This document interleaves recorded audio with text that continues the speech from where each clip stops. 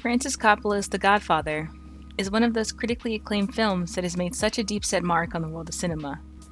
It would be absolutely impossible to even think of dethroning it from the respected and hypothetical Hall of Fame. Rightfully so, considering the innovative conventions Coppola took when portraying the Italian-American experience, to the masterfully shot and edited dark tale spun on screen. Even through its factually long length of 175 minutes, the viewing experience is filled to the brim with events that are nothing short of beautiful camera work, clean and immersive editing, and imperative symbolism. With a film so rich in content, it is hard not to revere it as one of the greatest films of all time. That is, until the portrayal of women and femininity throughout the film is brought to light. As a movie that was filmed, directed, and released in 1972, it is somehow surprising, yet expected, that women are represented in a way that does not reflect the zeitgeist of the changing society around it.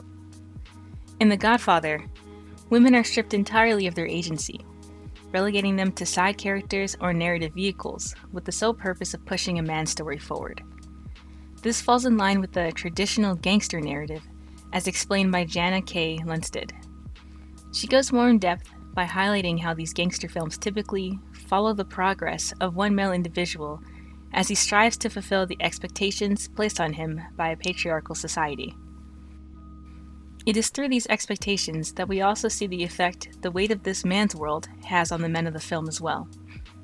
In particular, Michael is a man who is given the agency to make a choice, to conform to the traditional male roles of his society, or to be stripped of his agency, just like his female counterparts. Before I can even begin to dissect the representation of women in this film, it is important to reiterate the common stereotypes and gendered roles women were and continue to be forced into in gangster films. Lunstad refers to Laura Mulvey's visual pleasure and narrative cinema, where she writes, "Women stands in a patriarchal culture as a signifier for the male other, bound by a symbolic order in which man can live out his fantasies and obsessions through linguistic command by imposing them on the silent image of woman, still tied to her place as bearer, not maker of meaning." This highlights the extent to which women are cast aside throughout a majority of these films, only to be put in the limelight for the sole purpose of furthering a narrative. The removal of any true motivations other than to exist as a tool to be negotiated, played with, beat, or protected forces women into an inescapable realm of passivity. They are meant to be silent. They are meant to be dependent on the male characters. They are meant to be two-dimensional and easy to predict. Lunstad continues by stating that, as long as the female characters act in accordance with the rules imposed by the dominant males, they are allowed to continue to occupy their prescribed space, but any aberration or failure to negotiate the spheres of wife or mistress leads to isolation and destruction. This concept manifests itself in many ways throughout The Godfather, and it is imperative to point out how the characters of Kay, Connie, and Apollonia are thrust into this patriarchal world, only to be controlled, violated, and sometimes even killed, just to forward the character development of a man in the film.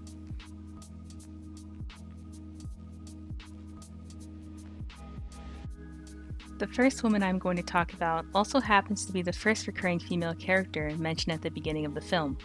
Connie, though not named and only introduced as "my daughter" by Vito, plays heavily into the binary ideology that women have to either be submissive to their dominant male counterparts or face some form of isolation and destruction otherwise.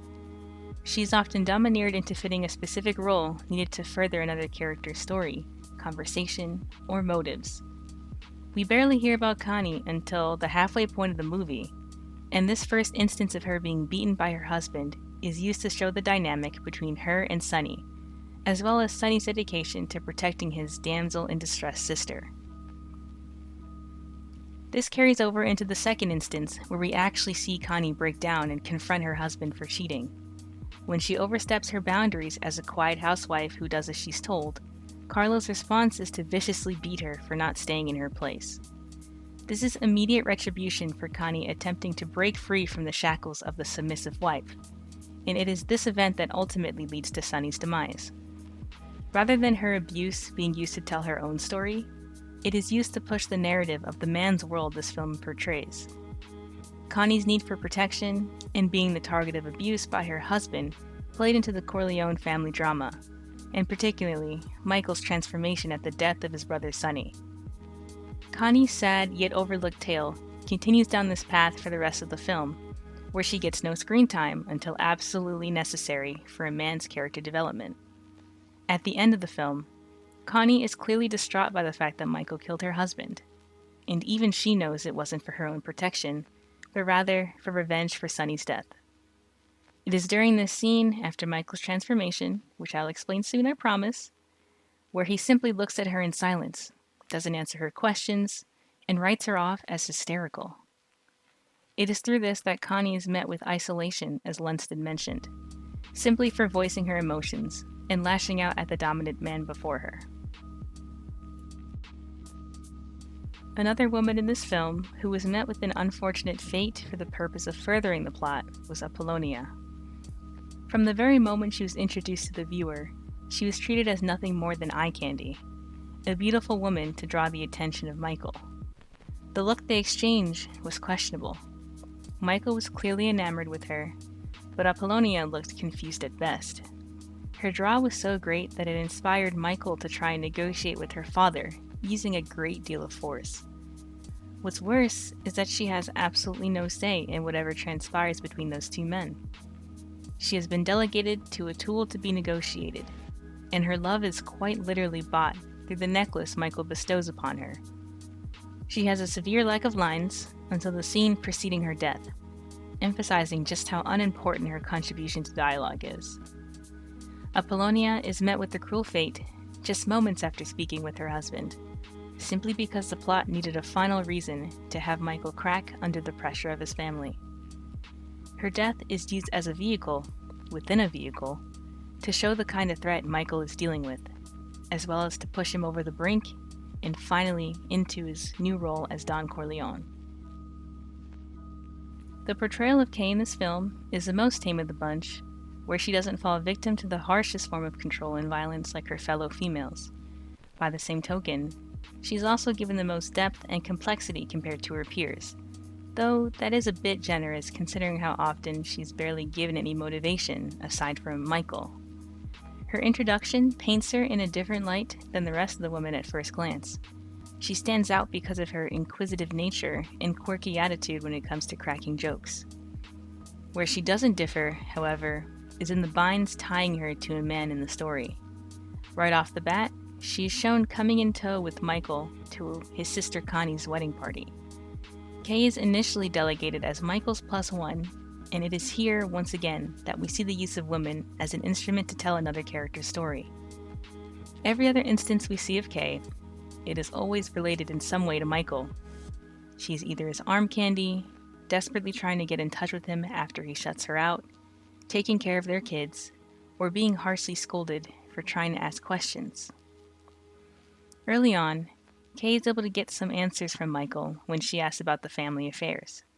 However, as the puzzle pieces start falling into place for Michael's character arc, we begin to see signs of her losing any leverage she had in the story, if any. As Michael tries to push her out, Kay pushes back, doing her best to stay in the picture for Michael. This stays consistent throughout the film, where no matter how much time passes without hearing a thing from Michael, she still remains desperate for him. This came through at full force during the scene right after Apollonia's death. In this scene, we hear a non-diegetic score that carries with it an air of foreboding, hinting at the conversation that the two of them are about to have. The mise-en-scène indicates that a decent amount of time has passed since they last met. The fallen leaves on the ground show that it's a new season. The way they are dressed shows that they have aged a bit, and in particular, Michael's costuming emphasizes how much he as a character has changed from how he was introduced at the start. The pair was seen entering the film in his military uniform. By contrast, this scene he can be seen adorning formal attire akin to that of his father. This indicates that he is not the same Michael she once knew, and we can see the apprehension on her face at his sudden re-entrance into her life. He goes to see Kay, telling her he's been back for a year. He went back to her because his chance at having an heir was quite literally blown up in his face, so he's falling back to the next best thing. He is using her dedication to him to his advantage, and rather than looking out for her best interest because he cared for her in the beginning, he instead is taking the path of least resistance because he knows that she is still in love with him. He's going back on his word and actions early on before his transformation. Rather than keeping her safe and uninvolved, he's bringing her right back into the fray. During the long take, as they walk and talk with one another, the long shot on them frames the background, just enough for us to be able to see the ominous black car trailing behind them. This indicates that there is no longer an escape from the clutches of the dark world of the Corleone family. The length of this shot also highlights the awkwardness Kay must be feeling during this unexpected reunion. Michael has changed so much, and Kay can see it.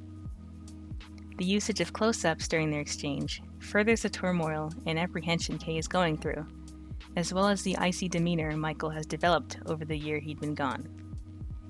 Even now, when she tries asking him about what he'd been up to all that time, he shuts her out, claiming that he can't tell her any more about his family business. Kay, I need you. And I love you. But he hadn't replied to any of her calls or letters. When he says he needs her to have his kids, that's it. Children are his main goal. He finally says what she wants to hear, and she's weak to that. At that moment, the car pulls up, and without a moment's hesitation, she gets in, completely sucked into his world with no hope of getting out. Last, but certainly not least, I'd like to take a look at how Michael's character is one who is nearly stripped of its agency, much like his female counterparts, with the major difference being he has the option to do so. In a sense, depending on which road he decides to take, Michael ends up with some form of limitation on his agency. At the opening of the film, Michael is introduced as different. He is painted as standoffish, far from the traditional male role expected in a family like his. As a result, the rest of his family is quite apprehensive about him, and even doubtful of his capabilities. It is almost as if him being a college graduate and war hero makes him less than, even though such accomplishments are very much worthy of praise. Through this lens of him being less than his brothers thanks to his background, his capabilities and motives are often questioned. Had it not been for Vito always emphasizing how proud he is of his son, he would have never been taken seriously. However, to female characters like Kay, he is the easiest to get along with.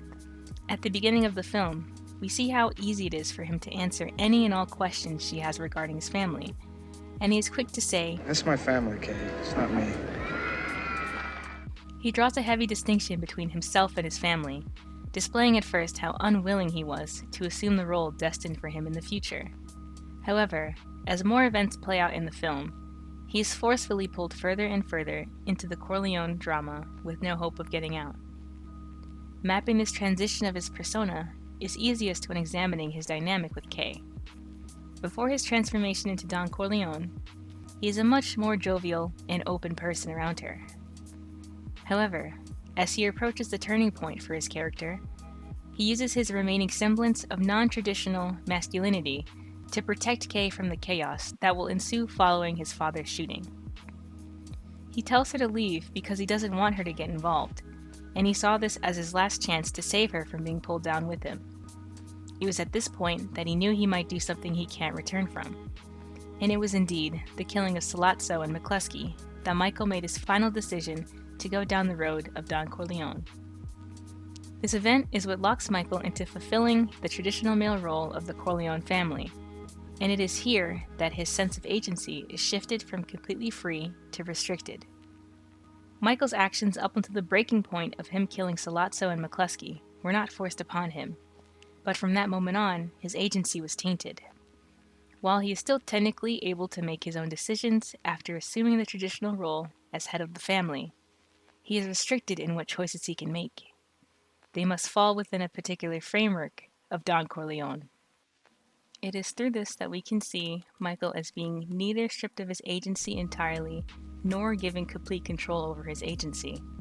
He is stuck in a gray area, a purgatory between both states of agency.